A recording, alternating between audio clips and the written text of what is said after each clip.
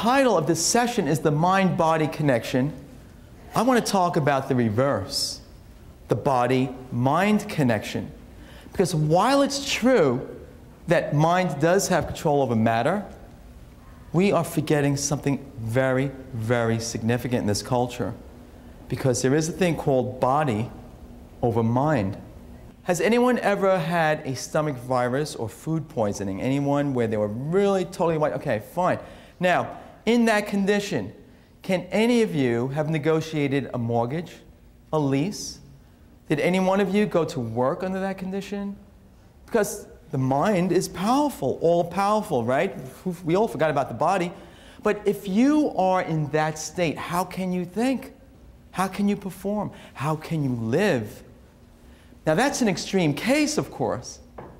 Now perhaps on a more subtle level, though, the same thing happens when we go for that cheeseburger, when we go for those French fries. What goes in is what comes out in the form of physical strength and mental capabilities.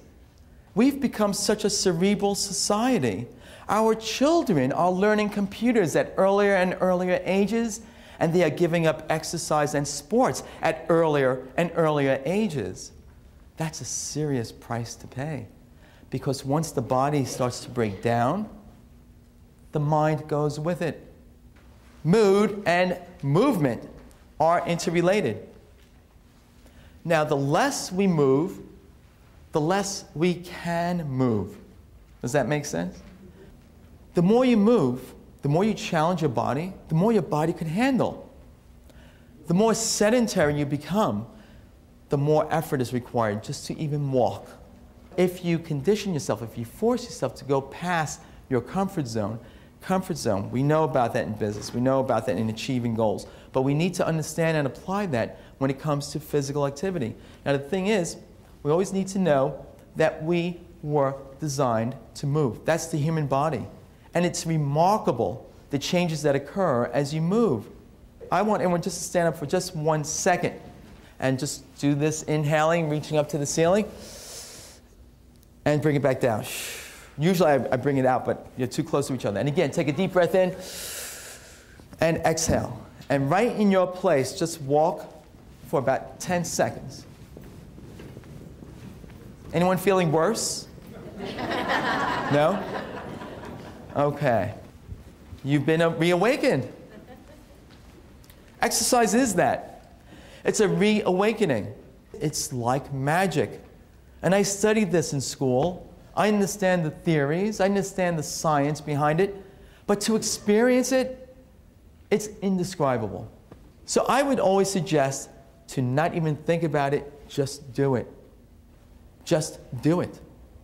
That is all it takes. Don't get stuck in the paralysis of analysis. How many women have heard someone say, oh, I still wear a size 6. I used to wear a size 6 and I still wear a size 6. I still wear a size 10, whatever the case. I have news, and please, don't shoot the messenger. Were you here yesterday? No, all right, but she's reading my mind. Garment manufacturers over the last 50 years have been scaling down the size measurements to a point where size 12 50 years ago is now size 6. So Marilyn Monroe wore a size 12. She's a size 12. But if a woman wears size 12 today, she will not look like Marilyn Monroe. I guarantee you that. So go by tape measurements. If you have clothing that's old, that you've worn years ago, hold on to it. Use that as a gauge. Because the size won't matter. See that? Size doesn't matter. Now, when I say no time, or when I hear no time, I always ask people, do you watch TV? And they'll say yes. How many people here watch TV? Okay. My philosophy is that if you don't have the time, then you have to start to make the time. And if you don't know how, then you have to start to plan. And this is what I tell my clients. If you plan, then you can strip it off and you'll be fit. Now, it takes a little bit of planning. But look at this. Did that take much time? And As far as money, how much do you think this costs? A little bit of rope jumping. Now, how much is this costing? $5? $7? Just to do a little bit of exercising, get the blood pumping? Just stop running. Too much exercise still? How about a bit of power walk? A little bit of power walk. That's all it takes. Have one of these to play with if you're bored with walking. This is a medicine ball, not a beach ball. You could do abs like this. You could do it the other way. Here's another ab exercise. Does anyone not have time? Was that for the strip or for the exercise? It takes 20 minutes to reach a fat burning zone. Now, it's not like a switch just pops in, like, oh, 20 minutes, now I'm burning fat. It's not like that.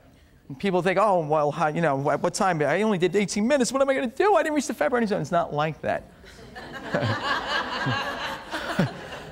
You hear a lot of things in the gym.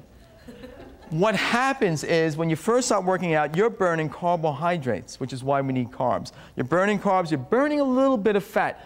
And as you reach that 20-minute, 15 or 20-minute marker, depending on the intensity, you then reach a point where you're burning more fat than carbs. You're depleting your carbs. We don't have a lot of carbohydrates.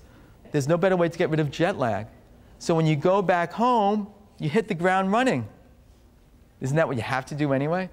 But how could you hit the ground running if you're kind of like stumbling along from jet lag? But if you come back from having kept up some fitness program, you'll be back ready for more action. And that will entitle you to more raises and more advancements in the long run.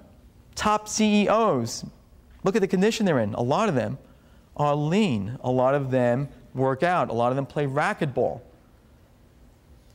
And it's not that if you play racquetball, you're going to become a CEO. But the ones who become CEOs tend to be fitter.